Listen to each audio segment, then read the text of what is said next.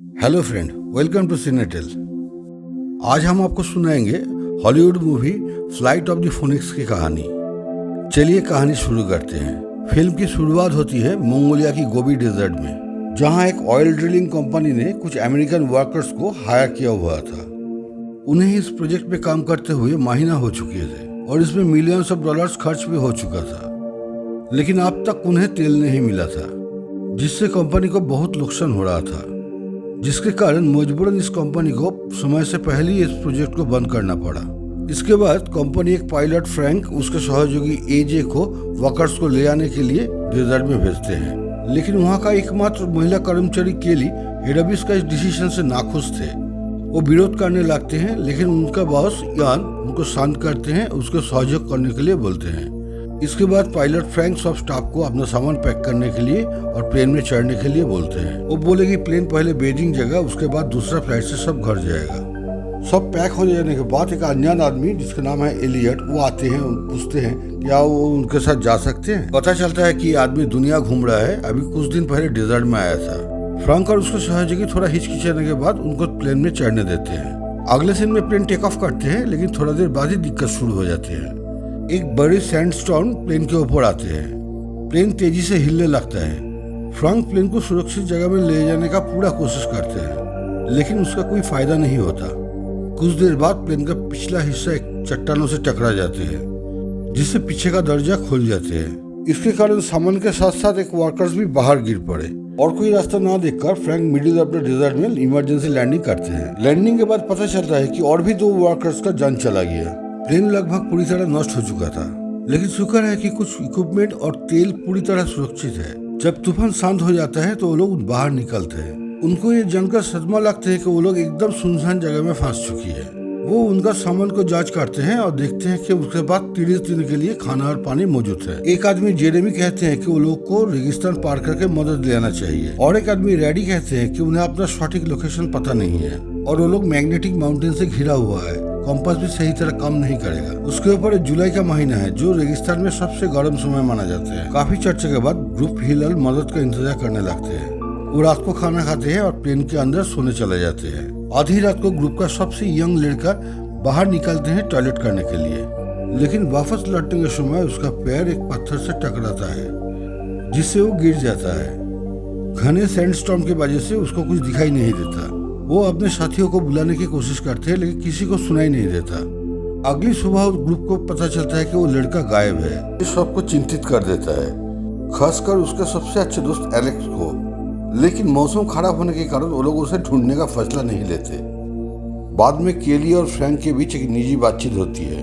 केली फ्रैंक को पूछते हैं कि वो लोग का बचने का उम्मीद कितना है। फ्रैंक सीधा कह देते हैं कि वो लोग का बचना नामुमकिन है।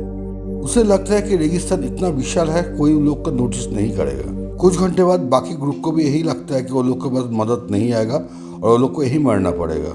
लेकिन यान का पूरा भरोसा है कि कोई उसे लेने जरूर आएगा, क्योंकि वो कंपनी का बहुत अहम कर्मचारी है। इसके बाद एलेक्स और जेरेमी फैसला करते हैं कि वो लोग ऐसे खाली नहीं बैठ सकते। वो दोनों एक गैलन पानी लेकर निकलने का कोशिश करते हैं। फ्रैंक और केली वो लोग को रोकने का कोशिश करते हैं, लेकिन इसमें दोनों पार्टियों में झगड़ा शुरू हो जाता है। लड़ाई के दौरान गलती से गैलन गिर जाता है और पानी बर्बाद हो जाता है। इसी वक्त अजनबी एलियट कुछ बोलते हैं। वो मलबे से काम का हिस्से इकट्ठा करके एक नया प्लेन बनाने का सुझाव देते हैं। वो दावा करते हैं कि वो एक एरोनॉटिकल इंजीनियर है और वो अपने प्लान को लेकर बहुत कॉन्फिडेंट है। ये सुनकर ग्रुप के बाकी लोग भी जोश में आ जाते हैं। सिर्फ फ्रैंक इस आइडिया का विरोध करते हैं और इस प्रोजेक्ट में शामिल होने से मना कर देते हैं। वो कहते हैं कि उनके बचने का सबसे अच्छा चांस यही है कि वो लोग इंतजार करें और उनका लिमिटेड पानी और एनर्जी को ऐसे फिजूल प्रोजेक्ट में बर्बाद ना करे। अगली सुबह ग्रुप देखते हैं कि उनका और एक वर्कर लिटिल गायब है। केली चिंतित हो जाती है और उसको ढूंढने का फैसला लेती है, लेकिन फ्रैंक उसे रोकता है और खुद जाने का फैसला करते हैं। कुछ दूर चलने के बाद उसको वो आदमी का बॉडी मिला जो प्लेन से पहला गिरा था। उसका शरीर टुकड़ों में बंटे हुआ है और उसके चारों ओर कई गोलियां बिखरे हुए हैं। फ्रैंक को यही लगता है कि इसका शरीर को टेस्ट टारगेट के लिए इस्तेमाल किया गया। इसका मतलब यहाँ कुछ खतरनाक लोग भी है। इसी वक्त लिटिल का हिस्सा आ जाते हैं और फ्रैंक उसे वापस जाने के लिए कहते हैं, लेकिन लिटिल जाने से मना कर देते हैं। कहता है कि फ्रैंक प्लेन बनाने का विरोध क्यों कर रहा है। फ्रैंक जवाब देता है कि बेकार का उम्मीद पालने से कोई फायदा नहीं। लिटिल कहते हैं कि सबसे जरूरी है कि लोग एक दूसरे से प्यार करें।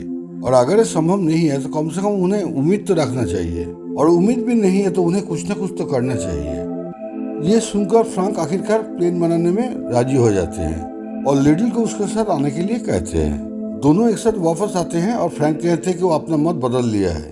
इसमें पूरा ग्रुप उत्साहित हो जाते हैं और एलियट के निर्देशों पर प्लेन बनाने का काम शुरू कर देते हैं। क्योंकि दिन में बहुत तेज गर्म पड़ता है, इसलिए वो लोग रात को काम करना शुरू कर दिया। वो लोग अपने प्लेन का नाम फिनिक्स रखने का फैसला किया। वो लोग प्लेन को अलग करके काम का हिस्से को निकालते हैं, फिर पंख और असेंबली को जोड़ने लगते हैं। जमा किया हुआ स्क्रैप मटेरियल को इस्तेमाल करके वो लोग प्लेन का स्ट्रक्चर बनाने लगे। अपना पानी और खाने का सामान को भी वो लोग बहुत हिसाब से इस्तेमाल करने लगे। पूरा टीम एक साथ होकर काम करने लगे और सबके अंदर एक उम्मीदें जाग उठी। लेकिन कुछ दिन बाद हालत बिगड़ जाते हैं जब एक चिंगारी ईंधन के ड्रम को जला देते हैं। इससे बड़ा विस्फोट होता है और कीमती ईंधन नष्ट हो जाते हैं। अब उनके पास थोड़ा ईंधन बचा है और वो एक बूंद भी बर्बाद नहीं कर सकते। ग्रुप तय करते हैं कि काम जल्दी से खत्म करने के लिए दिन रात मेहनत करेंगे। एक शाम जब वो काम कर रहे थे, अचानक बारिश शुरू हो जाते हैं। पहले तो खुश होते हैं कि ताजा पानी मिलेगा, लेकिन फिर तूफान आ जाते हैं। सब जान बचाने के लिए भागते हैं, मगर एलियट प्लेन पर काम करता रहता है। ये देख के फ्रैंक तुरंत आकर लाइटनिंग रॉड लगाते हैं और एलियट का जान बच जाते हैं। इसके बाद फ्रैंक को शक होता है कि क्या एलियट सच में इंजीनियर है। अगली सुबह एजे बताता है कि कोई उनका पानी चोरी कर रहा है। वो कहते हैं कि वो पानी का खपत मापी है जो अचानक कम हो रही है।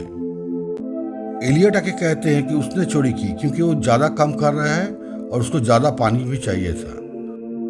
फ्रैंक उसे डांटता है क्योंकि उसने पहले क्यों नहीं बताया, पर एलियट कहता है कि वो कमांडर है और उसे इजाजत की जरूरत नहीं।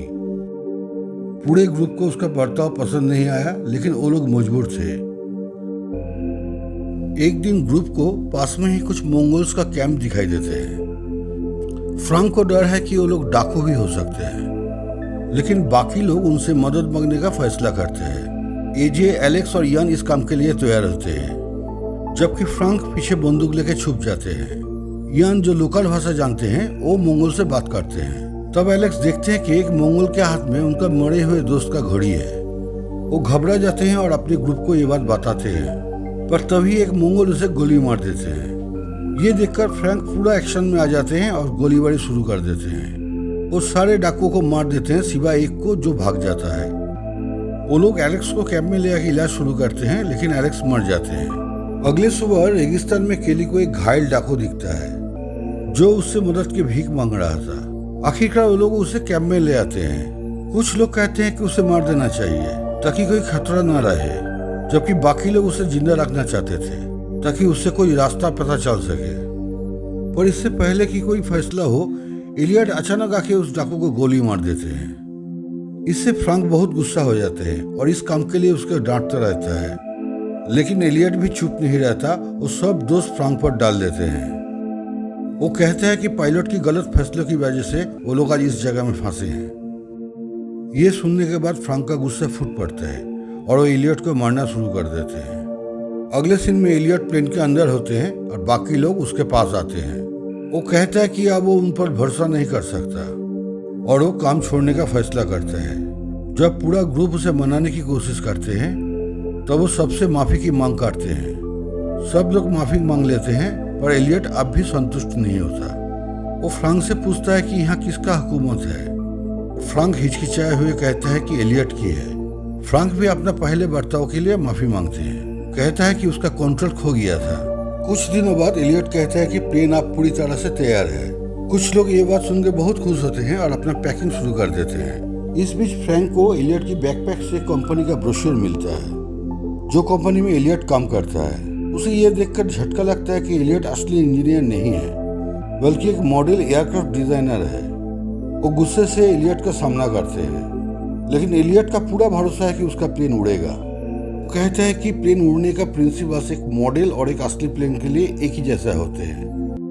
अभी ग्रुप के सारे मेंबर्स घबरा जाते हैं। वो लोग सोचते हैं कि उन लोग का सारी मेहनत बेकार हो जाएगी। यान गुस्से में आके उसके माथे पर गन लगा देते हैं।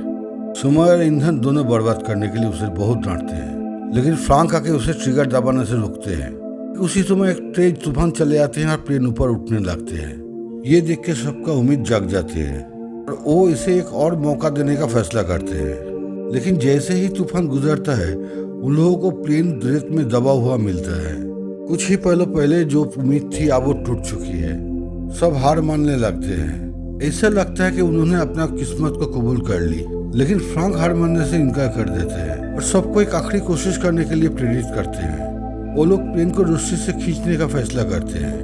वो लोग पूरी ताकत लगा देते हैं और किसी तरह अपना मिशन में कामयाब हो जाते हैं। आखिरकार अब फिनिक्स का इंजन चालू करने का वक्त आ गया है। 5 में से 3 डिटोनेटर इस्तेमाल करने के बाद भी इंजन चालू नहीं होता है। फिर फ्रैंक सिलेंडर को साफ करने के बाद एक और डिटोनेटर का इस्तेमाल किया, जिसमें इंजन चालू हो जाते हैं और प्रोपेलर घूमने लगते हैं। ये देख के सभी लोग खुश हो जाते हैं और खुशी से नाचने लगते हैं।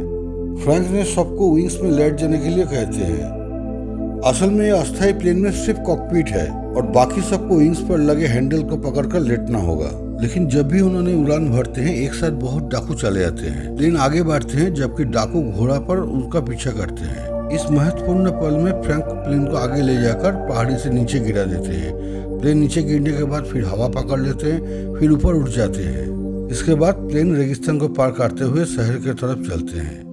रेगिस्तान के अंदर बनाया हुआ एक प्लेन आखिरकार अपना मंजिल की तरफ पहुंच जाते हैं। फिल्म का कहानी यही खत्म होते हैं। फ्रेंड, कहानी कैसा लगा कमेंट कीजिएगा और मेरा कोशिश आपको पसंद आए तो एक लाइक देकर मेरा चैनल को सब्सक्राइब कर लीजिएगा। मैं ऐसा कहानी और भी ले आऊँगा। बहुत बहुत धन्यवाद आपको।